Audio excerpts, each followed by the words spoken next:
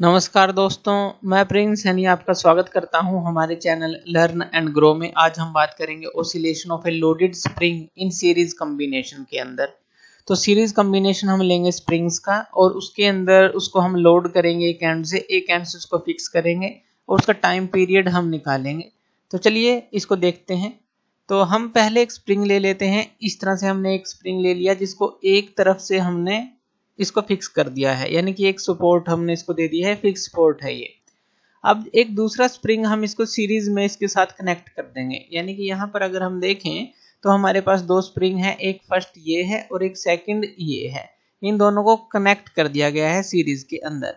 और जो free and है इस स्प्रिंग का, इसके साथ हम एक वेट को जो है यहाँ पे सस्पेंड कर देंगे, यानी कि यहाँ पर जो है वेट mg जो है इससे लगाया गया है। तो ये कॉम्बिनेशन हम बनाएंगे। अब करना क्या है, अब जैसे ही मान लीजिए आप इसको फोर्स लगाते हैं और फोर्स लगाकर पुल करते हैं, नीचे की तरफ आप इसको खींचते हैं, तो क्या होगा, इन दोनों स्प्रिंग के अंदर एक्सटेंशन आएगी। वो एक्सटेंशन अलग अलग होगी इनके अंदर। तो वो हम देख लेते हैं कि मान लेते हैं कि इसकी जो पहले जो मीन पोजीशन है ये थी फर्स्ट स्प्रिंग की और सेकंड की ये थी। जब आपने इसके ऊपर फोर्स लगाई और उसको खींचा तो इनके अंदर आपको कुछ जो है एक्सटेंशन मिलेगी। मान लीजिए जो ऊपर वाला स्प्रिंग है इसके अंदर आपको जो एक्सटेंशन मिली और ये जो है नीचे वाले स्प्रिंग के अंदर एक्सटेंशन आपको मिली।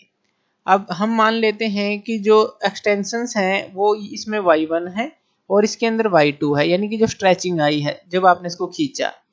और अब इनके अंदर रिस्टोरिंग फोर्स भी क्रिएट होगी क्योंकि आपने इसको नीचे की तरफ खींचा है दोनों स्प्रिंग्स को। यहाँ से जब आपने खींचा तो दोनों खींचेंगे, अलग अलग एक्सटेंशन के साथ खींचेंगे, लेकिन इनके अंदर जो रिस्टोरिंग फोर्स क्रिएट होगी सीरीज में है तो वो जो है एक तरह से सेम एक्ट करेगी, सेम तरह की रिस्टोरिंग फोर्स क्रिएट होगी।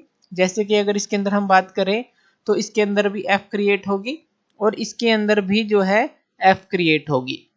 सेम रिस्टोरिंग फोर्स जो है इनके अंदर क्रिएट होगी क्योंकि सीरीज के अंदर हमने लगा दी है, यानी कि एक पूरा ये स्प्रिंग जो है एक की तरह ही काम कर रहा है, ऐसा आप कह सकते हैं।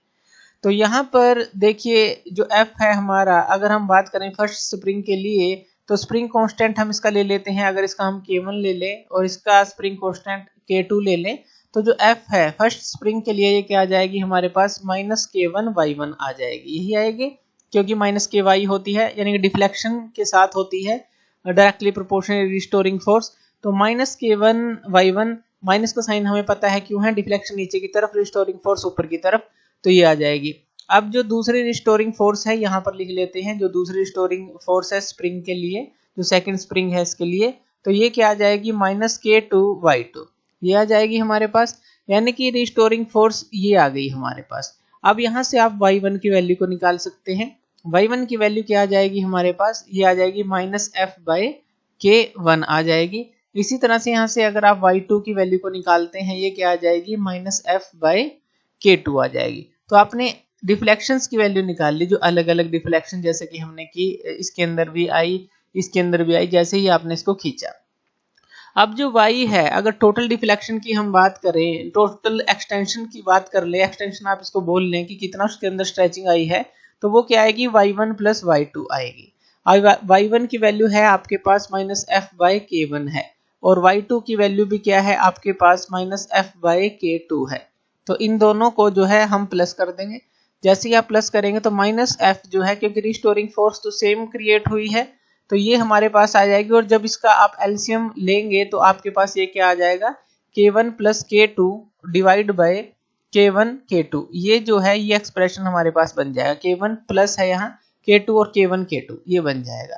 और अगर आप जो है यहाँ पर क्या है, टोटल डिफ्लेक्शन y है, यानी कि अगर आप जो है यहाँ y निकालते, ये f निकालते हैं सॉरी, तो f आपके पास क्या आ जाएगा, अगर आप f की वैल्यू निकालें तो ये जो है उस तरफ मल्टीप्लाई होगा, यानी कि उस तरफ जाकर ये K1 K2 जो है ऊपर की तरफ आ जाएगा और K1 + K2 जो है नीचे आ जाएगा, K1 + K2, और इसके साथ क्या मल्टीप्लाई हो जाएगा, ये y, ये जो सारी टर्म है इस तरफ मल्टीप्लाई हो जाएगी y, और ये माइनस जो है उस तरफ चला गया तो माइनस ये आ जाएगा, यानी कि जो F है आपका इसके बराबर आ गया जो रिस्टोरिंग फोर्स थी आपकी।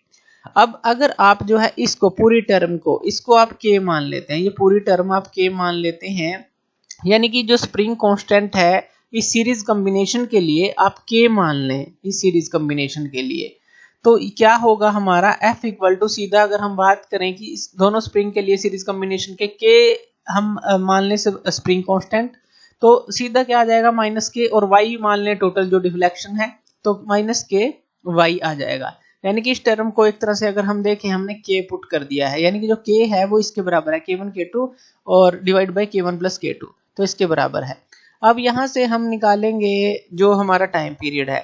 तो अब जैसे ही आप जो ये फोर्स अप्लाई कर रहे थे जिससे इसके अंदर स्ट्रेचिंग आई यहाँ पर इस सीरीज कॉम्बिनेशन के अंदर, तो आप इसको रिमूव कर लें, हटा लें। जैसे ही आप इसको हटाएंगे इसके अंदर रिस्टोरिंग फोर्स ऊपर की तरफ है, तो ये ऊपर की तरफ जाएगा, यहाँ से ये भी ऊपर की तरफ जाएगा, और ये इस इक्विलिब्रियम पोजीशन को, जो मेन पोजीशन थी, इसको ओवरशूट कर जाएगा, क्योंकि इसके अंदर काइनेटिक एनर्जी इंपार्ट होगी, एकदम से रुक नहीं पाएगा, तो ये ऊपर जाएगा, फिर से नीचे की तरफ आएगा, क्योंकि रिस्टोरिंग फोर्स फिर नीचे की तरफ क्रिएट हो जाएगी। इस तरह से एक सिंपल हार्मोनिक मोशन इसके अंदर क्रिएट हो जाएगा जैसे ही आप इस फोर्स को रिमूव करेंगे जिससे आप इसको खींच रहे हैं, ऑसिलेशंस यहाँ पर प्रोड्यूस होने लगेगी। तो यहाँ पर जो टाइम पीरियड है अब वो आप निकाल सकते हैं। जो टाइम पीरियड है उसका जो फॉर्मूला है वो हमें पता है, वो हमें याद भी रखना है। 2 pi under root inertia factor हमारे पास होता है, और हमारे पास होता है स्प्रिंग फैक्टर। इनर्शिया फैक्टर जो होता है मास होता है बॉडी का, तो वही हम यहाँ पर लिखेंगे, यानी कि वो जो हमने लिया है m, और जो स्प्रिंग फैक्टर है यहाँ पर ये k है। अब जो k की वैल्यू है वो हमें पुट कर देनी है। k की वैल्यू हमारे पास क्या थी, अभी हमने देखी k1 k2 divide by k1 plus k2, यही थी। तो इस k की वैल्यू को हम यहाँ पर पुट कर देंगे, तो हमारे पास ये क्या आ जाएगा 2 पाई अंडर रूट। अब ये k1 प्लस k2 जो है वो ऊपर की तरफ चला जाएगा, यानी कि m के साथ क्या आ जाएगा k1 प्लस k2 आ जाएगा, और डिवाइड में ये जो है k1 k2 यहाँ पर रह जाएगा। तो इस तरह से ये जो है हमारा टाइम पीरियड की वैल्यू जो है आ जाती है। अब इसके अंदर एक स्पेशल केस भी आप ले सकते हैं। मान लीजिए जो स्प्रिंग कांस्टेंट है या स्प्रिंग जो फैक्टर है k1 k2 जो है वो हम k के बराबर ले लेते हैं, k के बराबर। तो ये जो k हमने लिया है, तो अगर हम यहाँ पर पुट करेंगे तो k प्लस k हो जाएगा, यानी कि यहाँ क्या आ जाएगा 2k आ जाएगा, और यहाँ k अगर पुट करेंगे तो यहाँ पर k का स्क्वायर आ जाएगा। इसी तरह से आएगा यहाँ पर। तो यहाँ पर जो है अगर आप सिर्फ k की वैल्यू को ही लिखें, यानी कि यहाँ पर जो है k1 equal to k2 equal to k लिखें, तो यहाँ पर जो है k1 इक्वल टू k है, k2 इक्वल टू भी k है, तो यहाँ वैल्यू क्या आ जाएगी k स्क्वायर आ जाएगी, और यहाँ पर ये भी k है और ये भी k है, यानी कि यहाँ पर क्या आ जाएगा 2k। अब k से k कैंसिल आउट हो जाएगा, ये किसके बराबर आ जाएगा k बाई 2 के बराबर आ जाएगा। ये जो k है यहाँ पर स्मॉल k आप ले लें तो k बाई 2 के बराबर आ जाएगा, यानी कि इस k की वैल्यू को आप k बाई 2 पुट कर सकते हैं। k बाई 2 पुट करके जो है टाइम पीरियड की जो वैल्यू है आप निकाल सकते हैं। ये क्या आ जाएगी हमारे पास under root 2m by k आ जाएगी, क्योंकि k को आपने, ये था स्प्रिंग फैक्टर यानी कि इनर्शिया फैक्टर m हो गया, स्प्रिंग फैक्टर k हो गया, k की जगह हमने k बाई 2 पुट कर दिया, 2 ऊपर चला गया यानी कि 2m बाई k। तो ये केस भी आप इसके अंदर ले सकते हैं। तो इस तरह से ये जो सीरीज कॉम्बिनेशन है स्प्रिंग का, जो लोडेड स्प्रिंग का, आप इस तरह से टाइम पीरियड जो है उसका निकाल सकते हैं। तो थैंक यू वीडियो देखने के लिए, और इसी तरह की वीडियोस के लिए आप हमारे चैनल लर्न एंड ग्रो पे हमें सब्सक्राइब कर सकते हैं। धन्यवाद।